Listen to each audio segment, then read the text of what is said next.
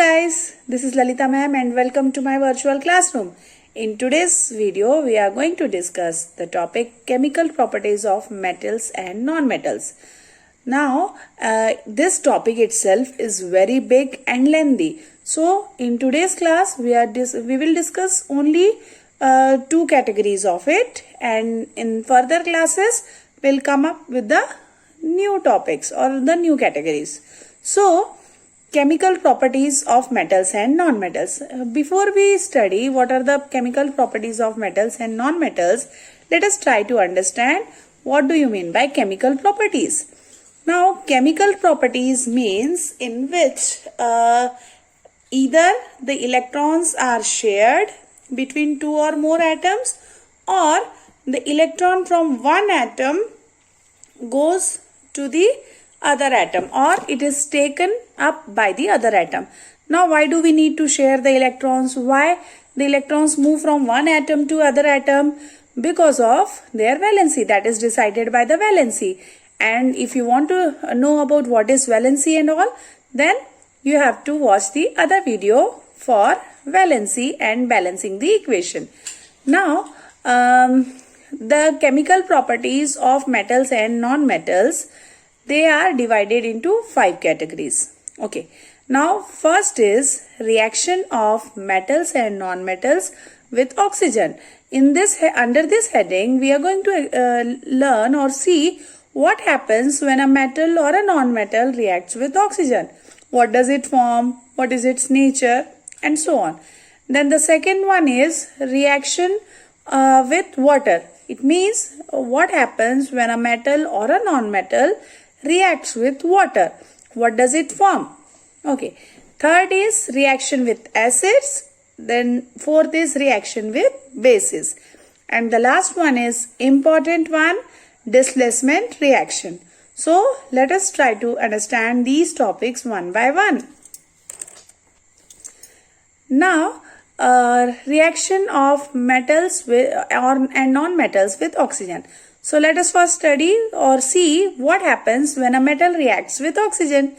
Now, the general equation for this is when a metal reacts with oxygen, it forms metal oxide or metallic oxide. So, whenever any metal reacts with oxygen, it forms metal oxide or metallic oxide. Now, this metallic oxide which is formed, the nature of this metallic oxide is basic, means it is basic in nature. Now, let us understand this with an example. In this slide, you can see magnesium. Magnesium is a metal. Now, this magnesium, it reacts with the oxygen. So, when magnesium reacts with the oxygen, it forms magnesium oxide. Now, this magnesium oxide which is formed, it is basic in nature, and to test whether it is basic in nature or not, what will we use? We will use litmus test. So, if it turns red litmus paper to blue, it means the nature of that substance which is formed is base or basic in nature. So, here in this equation, the reactants are magnesium and oxygen, and when these two reactants, magnesium and oxygen, they react, they form the product which is on the right hand side of the arrow, and that is magnesium oxide. Okay? Yes. Now, the next one. Now, what happens when a non-metal reacts with oxygen? So, when a metal reacts with oxygen, it forms metallic oxide. So, when a non-metal reacts with oxygen, it forms non-metallic oxide. So, the general form of this equation will be a non-metal plus oxygen will give you non-metallic oxide. Now, here we can understand it with example. Now, here carbon and oxygen. Carbon is a non-metal which reacts with oxygen. So, it forms carbon dioxide. So, this carbon dioxide which is formed, it is, what is the nature? It is acidic in nature. So, when a metal reacts with oxygen, it forms a base. But when a non-metal reacts with oxygen, it forms an acid, the substance with acidic in nature. Similarly, when sulfur reacts, sulfur is a non-metal. When it reacts with oxygen, it gives us sulfur dioxide. Now, this sulfur dioxide is a gas and it is also acidic in nature. Now, further, when this sulfur dioxide and carbon dioxide, when it further reacts with water, then it forms carbonic acid as well as sulfurous acid. H2SO3, sulfurous acid, H2CO3, carbonic acid. So, a reaction of a non-metal with oxygen gives, what does it give? It gives us non-metallic oxide which is acidic in nature. Now, the next chemical property is reaction of metal with water. What happens when a metal reacts with water? So, when a metal reacts with water, it forms metal hydroxide and then it also releases hydrogen gas. So, the general form of this equation, this chemical reaction will be metal plus water gives metal hydroxide and hydrogen gases evolved in this process. Now, let us understand with one example. Sodium Na plus water H2O forms sodium hydroxide and hydrogen gas is released, that is H2. So, if now once the chemical reaction takes place, you have to also check whether the reaction is balanced or not. If the chemical equation is not balanced, then you need to balance it. And for balancing, I'll upload a new video. So, in that you can understand how to balance the chemical equation. Now, let us understand what happens when a metal like iron, it reacts with oxygen and moisture present in the air. So, you might have observed this at your homes. Yes, this is in our daily life, we come across this so many times.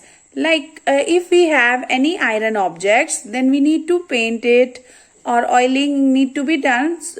We need to use or polish it so that rusting doesn't take place, because when iron reacts with the atmospheric moisture and also with the oxygen, then it forms rust. In this image, you can observe that chain, iron chain, what happens when it is exposed to oxygen and moisture.